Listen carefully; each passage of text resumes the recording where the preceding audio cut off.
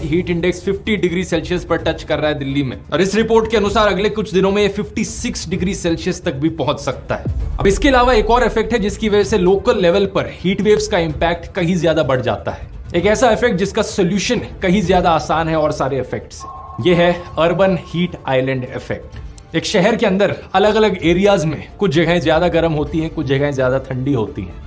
ये चीज आपने भी नोटिस करी होगी, जहां ज्यादा पेड़ लगे होते हैं पार्क में या कहीं भी और, वहां का टेम्परेचर रिलेटिवली थोड़ा सा ज्यादा कंफर्टेबल रहता है बाकी एरियाज के कंपैरिजन में। और जिन एरियाज में सिर्फ बड़ी बड़ी बिल्डिंग है, कंक्रीट की, ग्लास की लंबी लंबी बिल्डिंगें लगी हुई हैं, 8-8 लेन के हाईवेज बने हुए हैं, एसफॉल्ट बिछा हुआ है, ये जगहें कुछ ज्यादा ही गर्म रहती हैं। इन जगहों को अर्बन हीट आइलैंड्स कहा जाता है और एक बड़ा सिंपल रीजन है इसके पीछे। बिल्डिंगों में लगा हुआ ग्लास, बिल्डिंगों में लगा हुआ कंक्रीट, सड़कों पर बिछा हुआ एसफाल्ट, ये सारी चीजें हीट को एब्जॉर्ब करती हैं, सनलाइट को एब्जॉर्ब करती हैं। और एक शहर में जब बहुत सारा कंक्रीट एक साथ इकट्ठा हो, वहां प्रॉपर वेंटिलेशन भी नहीं होती, हवा की सर्कुलेशन भी नहीं होती, तो होता क्या है, पूरे दिन भर गर्मी में सारी हीट एब्जॉर्ब होती रहती है, हवा चलती नहीं ज्यादा, और रात में जो हीट एब्जॉर्ब हुई है वो बाहर निकल कर आती है। इस इफेक्ट पर दिल्ली में एक स्टडी करी गई थी जिसने पाया कि जिन जगहों पर ये अर्बन हीट आइलैंड इफेक्ट देखने को मिल रहा है, जैसे कि कनॉट प्लेस, सीताराम बाजार, भिखाजी कामा प्लेस, ये जगहें 3 से 8 डिग्री सेल्सियस ज्यादा गर्म थी एज कंपेयर टू वो जगहें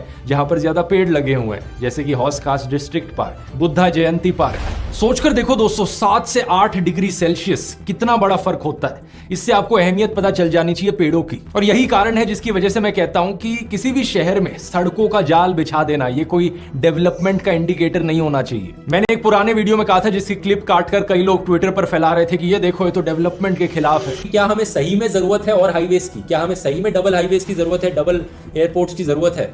क्योंकि जो एग्जिस्टिंग अब हाईवेज बनाए जा रहे हैं उनके लिए कितने फॉरेस्ट काटे जा रहे हैं दोस्तों। कई ऐसे हाईवे हैं जिनको नेशनल पार्क्स के बीच में से निकाला जा रहा है, वाइल्ड लाइफ सेंचुरीज के बीच में से निकाला जा रहा है। शहरों के अंदर ये कंक्रीट और एसफाल्ट बिछा देना, सड़कों को बड़ा करना, मेरी राय में डेवलपमेंट नहीं है। मेरी राय में डेवलपमेंट का मतलब है कि लोगों के लिए ढंग की वॉकेबल प्लेसेस बनाई जाए, ऐसे शहर बनाए जाए जहां बाहर का टेम्परेचर ज्यादा कंफर्टेबल हो, क्योंकि इतनी ग्रीनरी हो कि लोग चलकर जा सके कहीं पर भी।